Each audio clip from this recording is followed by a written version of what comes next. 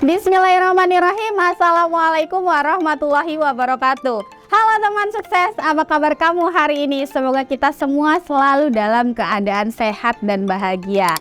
Nah, setelah kemarin kita membahas terkait hemat versus pelit, nah video hari ini kita akan membahas terkait hemat ala Ade Eka Savitri. Nah, gimana sih caranya? Cara yang paling pertama yang saya selalu lakukan adalah membedakan antara kebutuhan dan keinginan. Nah, gimana sih caranya saya membedakannya? Biasanya kami atau saya dan keluarga itu sering banget gitu ya, sengaja jalan-jalan ke mall gitu.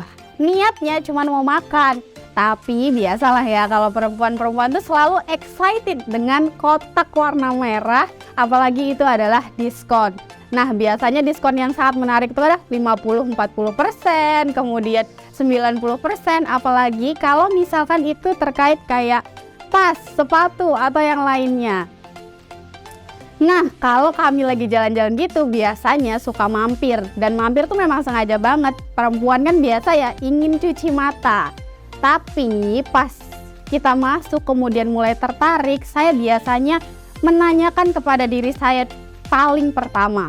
Setidaknya ada 3 kali saya menanyakan ke diri saya, ini ingin atau butuh, ini ingin atau butuh, ini ingin atau butuh.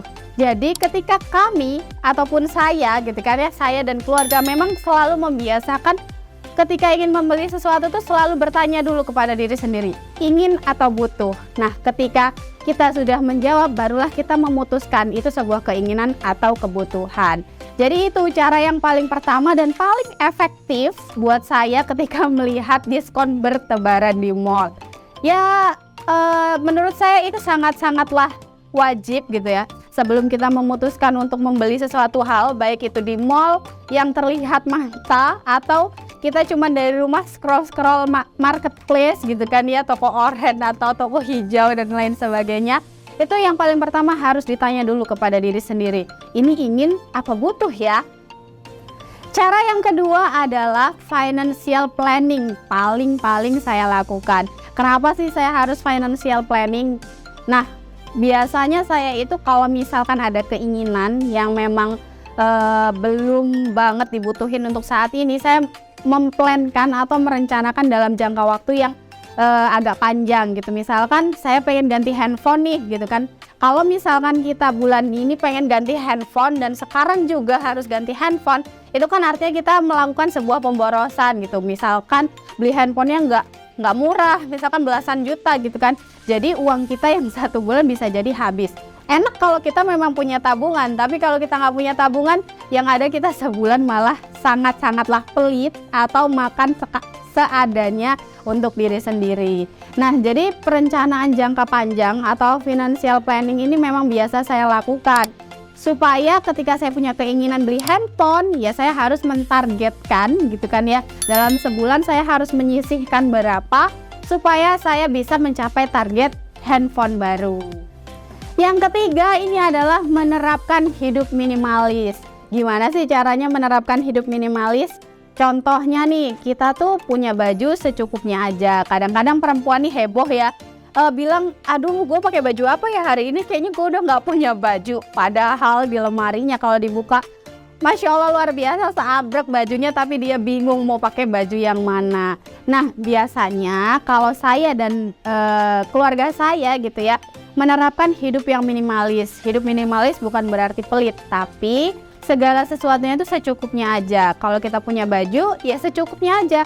Kita nggak perlu punya baju yang banyak. Bahkan kita memiliki kebiasaan kalau bajunya sudah bertumpuk dan banyak baju yang tidak terpakai lebih dari 1 bulan, biasanya kami selalu mengeluarkan isi lemari untuk diberikan kalau misalkan itu masih pantas untuk digunakan oleh orang lain gitu. Jadi hidup minimalis ini sebenarnya tergantung kepada diri kita sendiri, kita mau yang minimalis atau enggak nih gitu kan. Karena pilihan untuk membeli itu ya kita juga gitu, mau beli sekarang, mau beli besok atau enggak beli, itu adalah pilihan kita. Yang keempat ini adalah memilih teman. Kenapa sih penting banget memilih teman?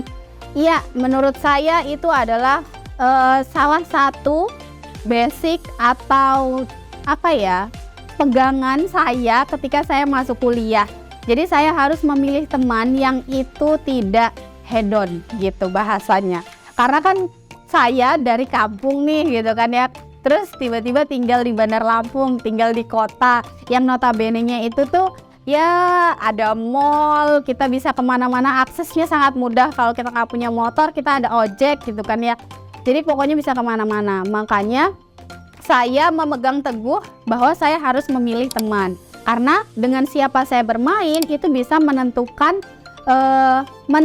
cara saya berhemat atau bahkan menjerumuskan saya kepada titik keborosan. Dan yang terakhir, yang sering dan selalu saya lakukan sejak saya sekolah, sejak saya kuliah, kemudian bahkan kerja sampai menikah pun suami saya bekerja adalah yang paling terakhir, selalu membawa bekal saya itu. Jadi kalau makan siang saya tuh jarang banget yang namanya makan di kantin gitu kan.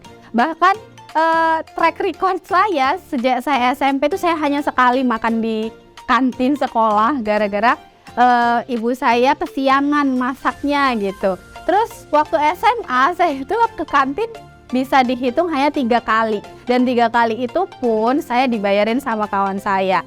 Bahkan itu sudah sudah melekat di diri saya, dan akhirnya pada saat saya kuliah saya selalu selalu mencari cara supaya saya tuh tidak makan di kantin gitu. Dan itu adalah salah satu titik yang membuat saya tuh bisa berhemat ataupun saya bisa menyisihkan, memplankan tabungan untuk jangka panjang ataupun jangka pendek saya. Dan itu tadi 5 hal yang biasa saya lakukan untuk berhemat.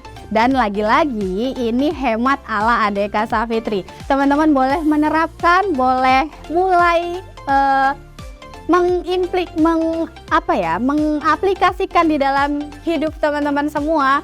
Dan jika ini bermanfaat untuk kamu, silahkan share ke banyak teman kamu di luaran sana supaya mereka juga mendapatkan manfaatnya. Terima kasih sudah menonton. Wassalamualaikum warahmatullahi wabarakatuh.